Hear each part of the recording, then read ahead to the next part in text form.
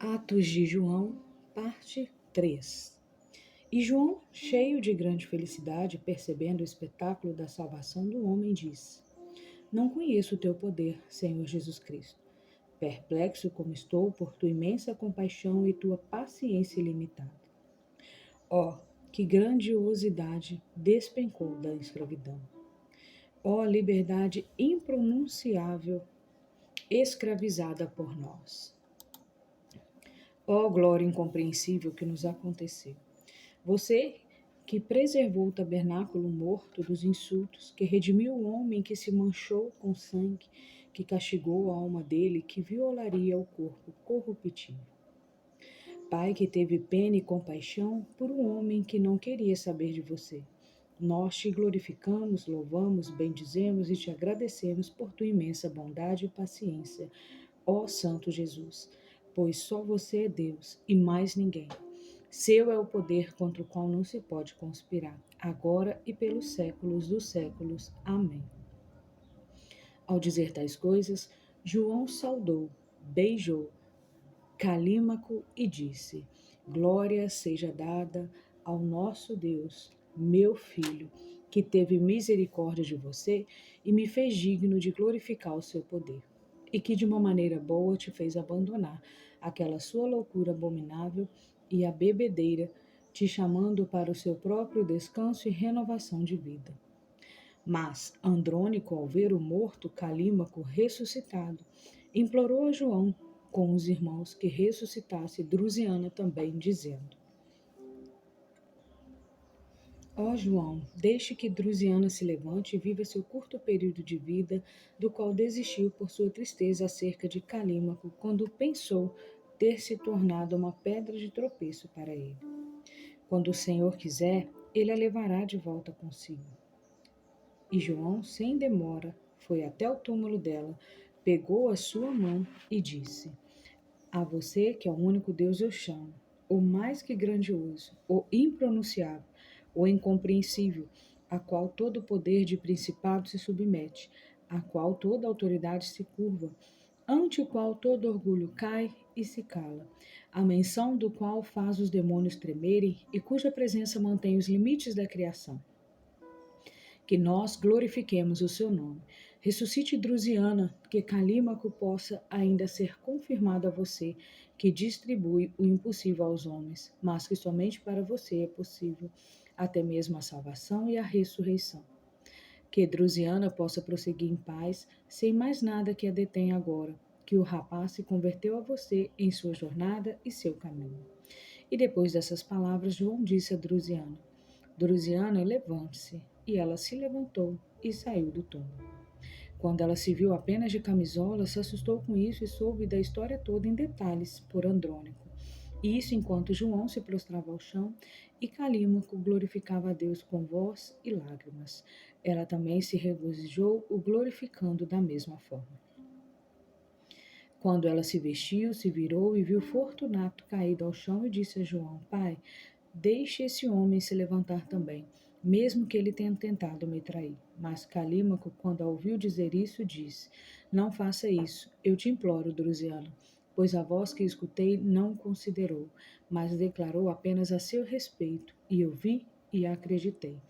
Pois se ele fosse bom, talvez Deus também teria misericórdia dele, o ressuscitado por intermédio do bendito João. Ele sabia, portanto, que o homem chegou a um amargo final. Do latim, ele o julgou digno de morte e quem não declarou digno de ressuscitar. E João disse a ele: Nós não aprendemos, meu filho, a pagar o mal com o mal, pois, embora tenhamos cometido muitas maldades e nenhuma bondade para com Deus, ele não nos deu retribuição, mas o arrependimento. E, embora fôssemos ignorantes de seu nome, ele não nos abandonou, mas teve misericórdia de nós. Quando não acreditamos nele, ele não guardou rancores. Quando perseguimos seus irmãos, ele não nos recompensou com mal, mas pôs em nossas mentes o arrependimento e a abstinência do mal. Ele nos chamou para si, como também te chamou, meu filho Calímaco, e esqueceu de tuas maldades anteriores. Ele te tornou um servo dele, aguardando por sua misericórdia. Portanto, se você não me permite ressuscitar Fortunato, cabe a Drusiana realizar tal tarefa. E ela, sem demora, foi com alegria de espírito e alma até o corpo de Fortunato e disse: Jesus Cristo, Deus dos séculos, Deus da verdade, você que me fez ver sinais e maravilhas e me deu o privilégio de participar do seu nome, que soprou em mim seu fôlego com seu semblante multiforme e teve misericórdia de mim de tantas maneiras, que me protegeu por tua grande bondade quando fui oprimida por Andrônico, que foi meu marido, que me deu teu servo Andrônico para ser meu irmão, que manteve sua serva pura até hoje, que me ressuscitou por teu servo João, e quando ressuscitei, me mostrou a ele que fizeram tropeçar, já livre dos tropeços, que me deu descanso perfeito em você e me aliviou da loucura secreta, a quem tenho amado e demonstrado meu afeto. Eu te rogo, ó Cristo, não recuse a tua Drusiana o pedido de ressuscitar Fortunato, embora ele tenha tramado tornar-se meu traidor. E pegando a mão do morto, ela disse: Levante-se, Fortunato, em nome de nosso Senhor Jesus Cristo. E Fortunato se levantou, e quando ele viu João no sepulcro, Andrônico, Drusiana ressuscitada dos mortos, Calímaco, crente, e o resto dos irmãos dando glória a Deus, ele disse: veja só do que são capazes esses homens espertos. Eu não queria ressuscitar, mas prefiro morrer para não vê-los. E com esta palavra ele saiu do sepulcro e fugiu. E João, quando viu a mente, a alma inalterada de Fortunato, disse: Ó natureza que não se modifica para melhor, ó fonte da alma que habita na sujeira, ó essência da corrupção cheia de trevas, ó morte que se regozija nos que te pertencem, ó árvore sem frutos cheia de fogo, ó árvore que dá carvão ao invés de frutos, ó matéria que habita com loucura da matéria, ó madeira das árvores cheia de ramos doentios e vizinha da descrença. Você confirmou quem você é e será sempre condenada com seus filhos. E você não sabe como louvar as coisas boas porque não as possui. Portanto, assim como é o seu caminho, seu fruto, também é a sua raiz e a sua natureza.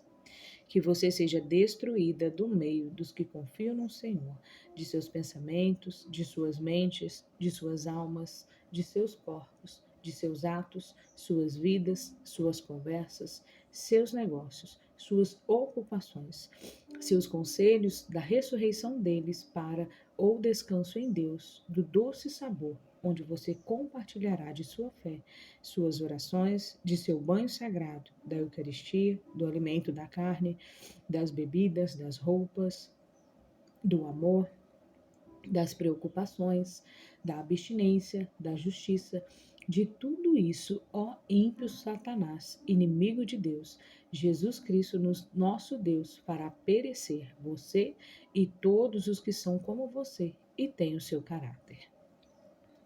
Ao dizer isto, João orou, pegou o pão, levou-o para dentro do sepulcro para quebrá-lo e disse: Nós glorificamos o seu nome, que nos converteu do erro e do implacável engano. Nós te glorificamos, você que mostrou a nossos olhos o que nós vimos. Nós somos testemunhas de sua ternura, que se manifesta de várias maneiras. Nós louvamos teu misericordioso nome, ó Senhor, nós te agradecemos, que condenou a eles que se condenam por sua causa. Nós te agradecemos, ó Senhor Jesus Cristo, por sermos convencidos de sua imutabilidade. Nós te agradecemos por precisares da salvação de nossa natureza.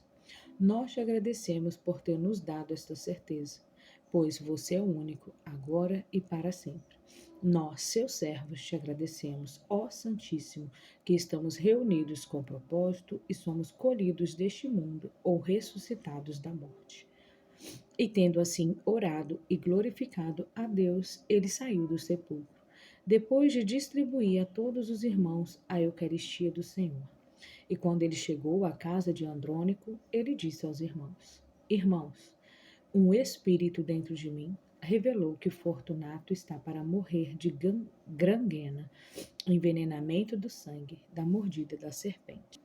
Mas que algum de vocês vá depressa e descubra se realmente é o caso.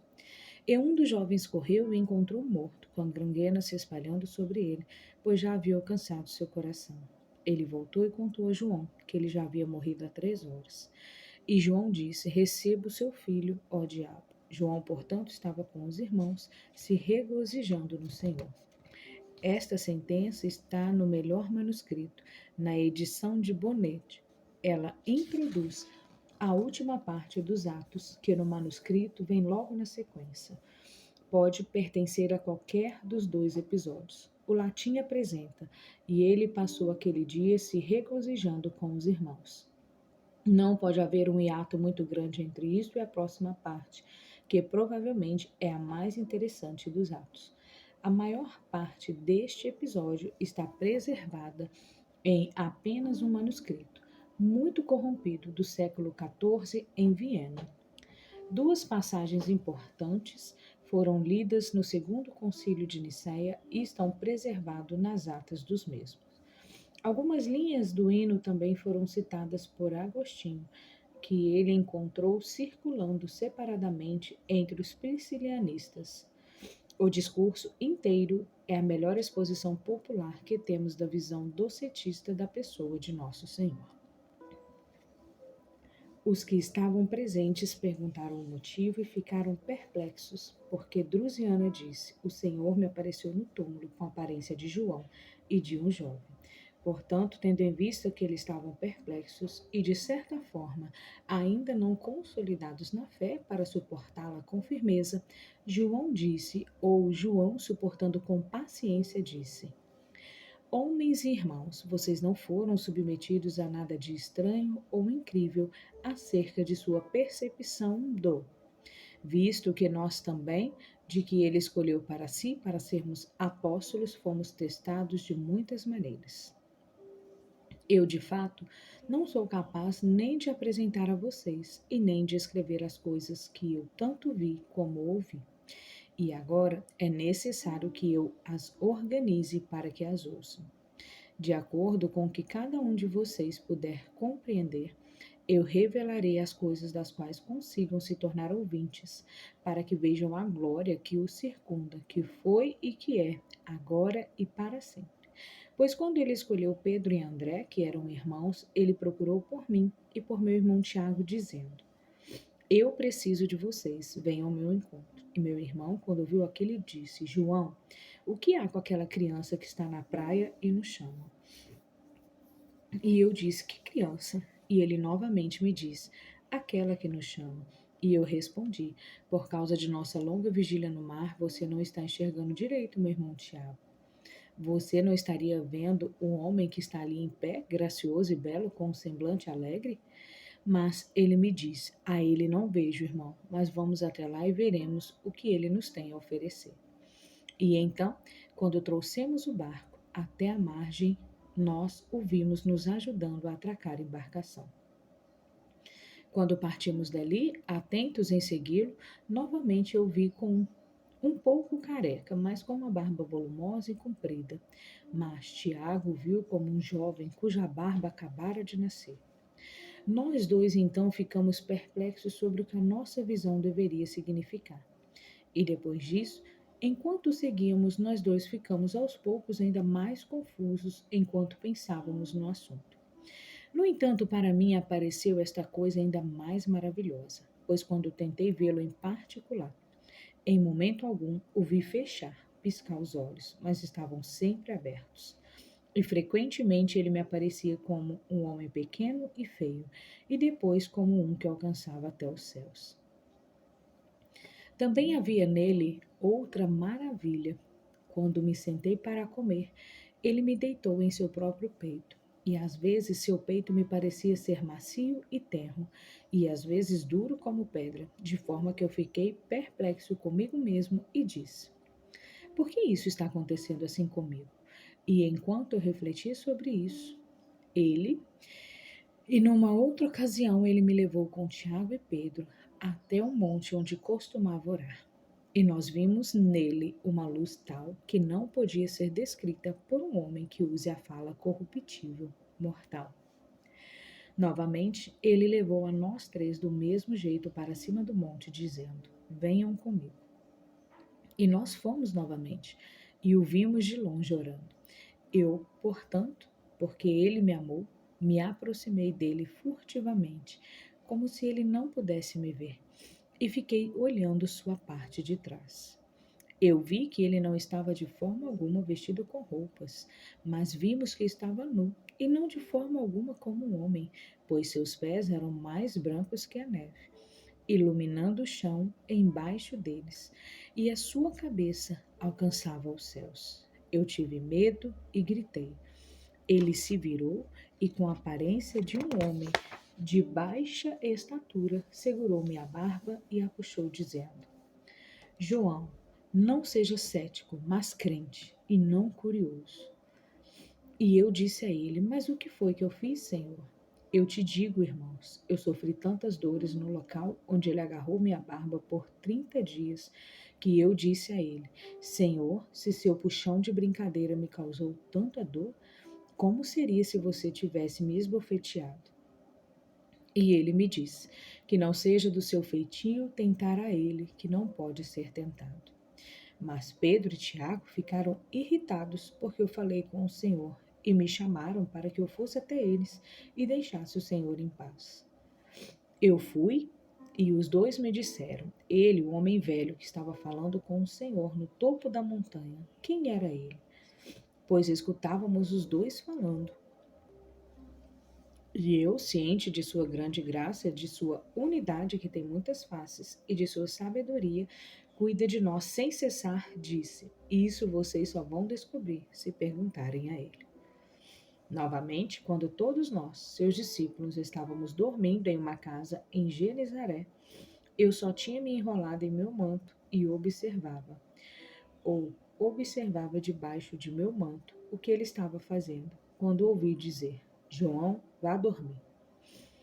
E eu então, fingindo dormir, vi outro parecido com ele dormindo, que ouvi dizer ao meu Senhor: Jesus, os que você escolheu ainda não acreditam em você.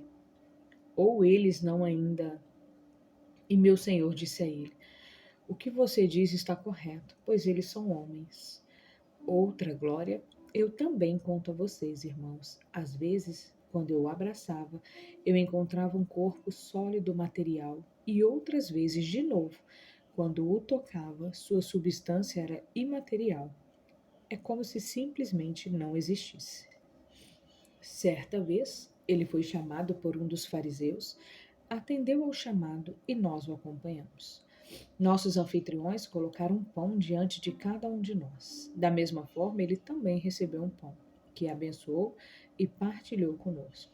Com aquela pequena quantia, nós nos saciamos e os nossos próprios pães guardamos inteiros, de forma que nossos anfitriões ficaram estupefatos.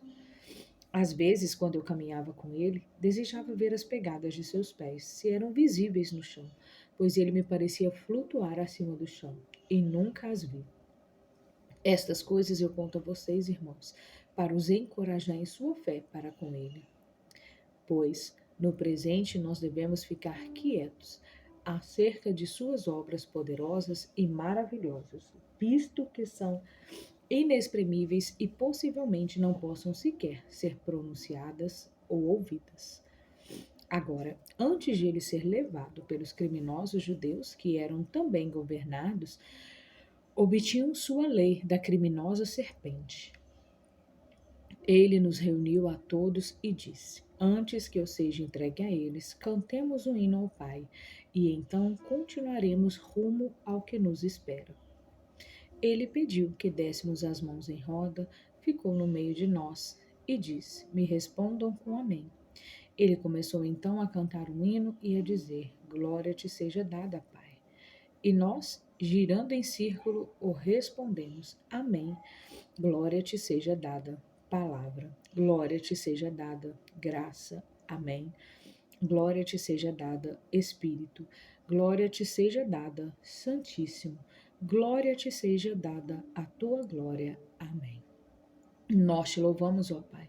Te agradecemos, ó luz, onde as trevas não habitam. Amém. Agora eu digo, onde ou por que nós damos graças. Devo ser salvo e salvarei. Amém. Devo ser liberto e libertarei. Amém. Devo nascer e devo dar à luz. Amém. Devo comer e devo ser devorado. Amém. Devo ouvir e devo ser ouvido. Amém. Devo ser pensamento, sendo plenamente pensamento. Amém. Devo ser lavado e devo lavar. Amém. A graça dança. Devo tocar a flauta, dancem todos. Amém. Devo me enlutar, lamentem todos. Amém. O número 8, Ogdoade canta louvores conosco. Amém. O número 12 dança nas alturas. Amém. O todo nas alturas participa de nossa dança. Amém. Quem não dança não sabe o que acontece. Amém. Devo fugir e devo ficar. Amém. Devo enfeitar e devo ser enfeitado. Amém. Devo ser unido e devo unir. Amém. Não tenho uma casa e tenho casas. Amém. Devo ser unido e devo unir. Amém? Não tenho uma casa e tenho casas. Amém? Não tenho lugar e tenho lugares. Amém? Não tenho templo e tenho templos. Amém? Eu sou uma lâmpada a você que me completa. Amém? Sou um espelho a você que me observa. Amém? Sou uma porta a você que me bate. Amém? Sou um caminho a você, viajante. Agora responda: o como você responde à minha dança? Preste atenção em mim que falo contigo e vendo o que faço, guarde segredos sobre meus mistérios. Você que dança, perceba o que faço, pois sua é esta paixão da humanidade, que logo sofrerei. Pois você não poderia compreender nem um pouco o que sofre, se eu não tivesse sido enviado a você, como o verbo do Pai. Você que viu que sofro, me viu como sofrimento, e quando viu isso, não ficou parado esperando, mas foi totalmente compelido rumo à sabedoria. Sou como sua cama, descanse em mim. Quem eu sou você vai saber quando eu partir. O que agora aparento ser, isso não sou. Você verá quando vier. Se você soubesse como sofrer, você seria capaz de não sofrer. Aprenda a sofrer e será capaz de não sofrer. O que você não sabe, eu mesmo te ensinarei. Eu sou o seu Deus, não o Deus do traidor. Devo ressonar com as almas santas. Conheça em mim a palavra da sabedoria. Repitam comigo. Glória te seja dada, Pai. Glória a você, palavra. Glória a você, Espírito Santo. E se você soubesse algo a meu respeito, aquilo que eu já fui, saiba que com uma palavra enganei todas as coisas, mas não fui enganado nem um pouco. Eu me antecipei, mas você deve compreender o todo e o tendo compreendido, diga: glória te seja dada, ó Pai. Amém. Assim, meus amados, depois de dançar conosco, o Senhor prosseguiu. E nós, como homens perdidos ou sonolentos, fugimos para todos os lados. Então, quando eu o vi sofrendo, nem sequer suportei ver seu sofrimento, mas fugi para o Monte das Oliveiras, em prantos pelo que havia acontecido. Quando ele foi crucificado na sexta-feira, na sexta hora do dia, as trevas cobriram toda a terra. E meu Senhor, em pé, no meio da gruta, disse: A iluminado disse: João, diante da multidão lá embaixo em Jerusalém, eu estou sendo crucificado e perfurado com lanças e flechas, e me dão fel e vinagre para beber. Mas a você eu digo: o que digo você deve ouvir. Eu te convenço que deve subir esta montanha, para que ouça as coisas que convém a um discípulo aprender de seu mestre e a um homem de seu Deus. E ao assim dizer, ele me mostrou uma cruz de luz afixada, montada, e em volta da cruz uma grande multidão, que não tinha uma forma. Nela, na cruz, havia uma forma e uma aparência, também o MS. Eu faria a seguinte leitura: e ali havia uma forma e aparência, e na cruz outra multidão, que não tinha uma forma. E o próprio Senhor eu vi acima da cruz, sem manter um formato, mas apenas uma voz. Tal voz não era como as que conhecemos, mas era doce, gentil e verdadeiramente de Deus. E me dizia: João, é necessário que alguém ouça essas coisas que digo, pois eu preciso de um ouvinte. Por sua causa, eu às vezes chamo a cruz de luz, de a ou de uma palavra, e às vezes de mente, às vezes de Jesus, às vezes de Cristo, às vezes de porta, às vezes de caminho, às vezes de pão, às vezes de semente, às vezes de ressurreição, às vezes de filho, às vezes de pai, às vezes de espírito, às vezes de vida, às vezes de verdade, às vezes de fé e às vezes de graça. E por esses nomes é conhecida pelos homens, mas o que ela realmente é, como concebida para si mesma e revelada a você. MS Nós é a delimitação de todas as coisas e a firme elevação das coisas estabelecidas sobre as coisas instáveis. A harmonia da sabedoria. E efetivamente a sabedoria em harmonia. No MS, essa última sentença se une à próxima. E sendo a sabedoria em harmonia, também há para todos os lados potências, autoridades, domínios e demônios, operações, ameaças, iras, diabo, Satanás e a raiz inferior, da qual surgiu a natureza das coisas. Esta cruz não é aquela que separou todas as coisas pela palavra e separou as coisas que pertencem aos que estão abaixo. E também, então, sendo um, fluiu em todas as coisas.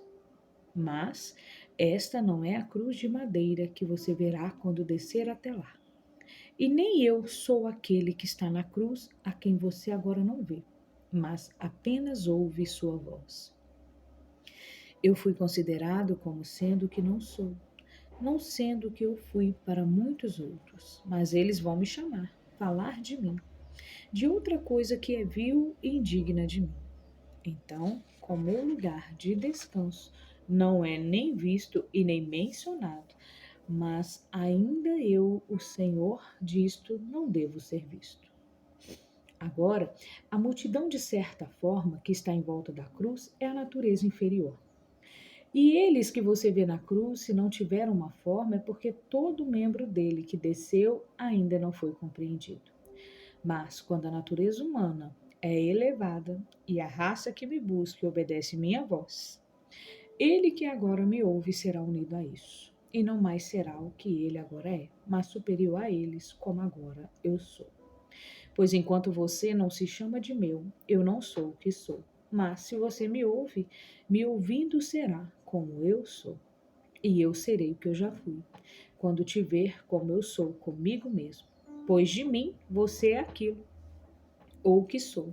Portanto, não se preocupe com os muitos e despreze os que estão fora do mistério, pois saiba você que eu estou inteiramente com o Pai, e o Pai em mim.